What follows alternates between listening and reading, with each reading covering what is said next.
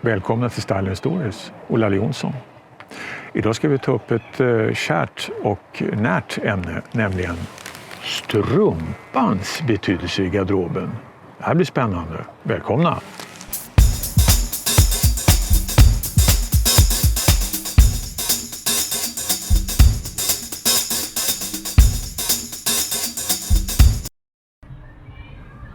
Ja, men nu kör vi. Lite tips och lite tricks från strumpvärlden. Varsågod. Brun skinnlofer, nougatbrun strumpa till en grå byxa. Detta smälter ihop. Ja, men jag tycker om det här. Det här är jättebra. Notera även att jag har längre vadhöga strumpor. Varför så ska jag berätta lite senare.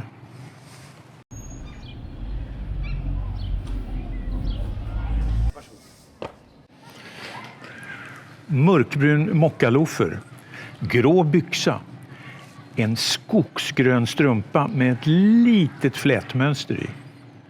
Sobert, snyggt, samma färgtoner.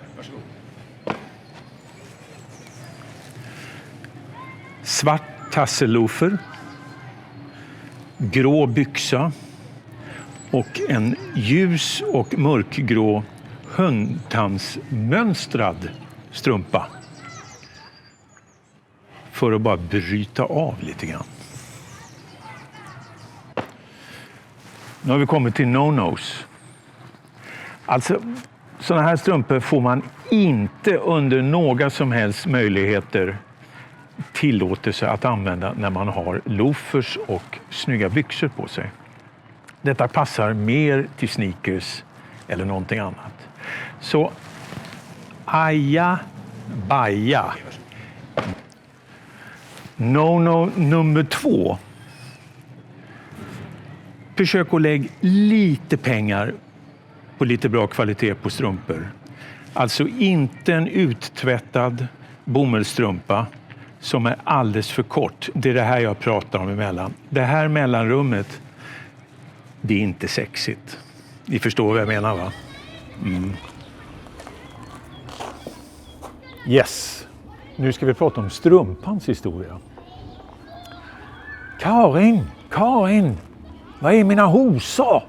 Så kunde det låtit i gamla dagar för flera hundra år sedan här i Sverige. Hosor var deras namn. Man vet ju redan att romarna hade strumpor eller sockor i sandalerna när de slogs i Britannien. För att det var så kallt där uppe, så att där började det användas.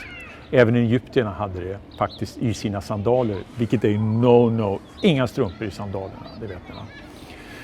Anyway, 1599 eller 79 då gjordes den första stickmaskinen av en engelsman som heter Lee.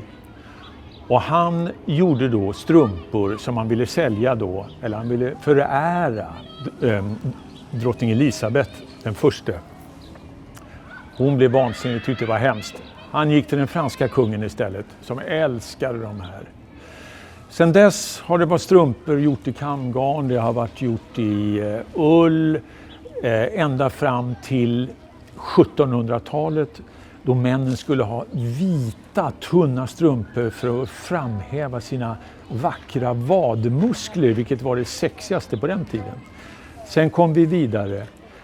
Byxorna blev ju längre, man såg inte strumporna och så vidare och så vidare och så vidare. Första världskriget stickade strumpor i miljoner till soldaterna vid fronten. Det var det enda de kunde byta. Ja, ni förstår resten. Senare på 50-talet då började man göra strumpor mer med mönster på. Och de blev längre och de blev kortare. Så strumporna har ju liksom levt ett eget liv. Ribbstickat, finstickat, tjock bomull, tjock ull, tunn, silke till alla olika grejer du kan ha på dig. Silke är ju då bland annat, här har vi en fantastisk silkestrumpa som är gjord enkom för smoking och frack. Italienarna gillar ju det här på somrarna. Jag tycker att det är väldigt slabbigt och genomskinligt, men det är otrolig kvalitet. Kul att det finns. Här i Skandinavien har vi ju mera då lite ribbstickade, lite tjockare. Jag måste säga att strumporna är bättre nu för tiden än det var bara för 5 år sedan. För gick du någonstans och skulle köpa strumpor, långa strumpor, så fanns de i blått, grått och svart. Nu finns det ju lite mer att välja på. Fullständigt exploderat i olika strumpkvaliteter och färger med robotar, mördande sniglar och lite annat på dem som folk tycker är kul. Jag har själv varit där, jag säger det. Jag hade knallröda strumpor för 15 år sedan och tyckte det var jättesnofsigt, och knallgröna strumpor. Nu för tiden vill jag gärna att det ska vara liksom, det ska bara smälta in i någon fin nyans. Men det är väl kanske, man blir så på ålderns höst. Jag vet inte. I varje fall, det var lite om strumpan och dess historia. Nu är det ju så här med strumpor, att jag känner ju ingen strumpmakare faktiskt. Inte som enkom håller på med strumpor. Så att jag är ledsen, det blir ingen intervju. Och ni får faktiskt lita på mig att jag kan lite grann om strumpor. Keep on socking, som man säger i Göteborg.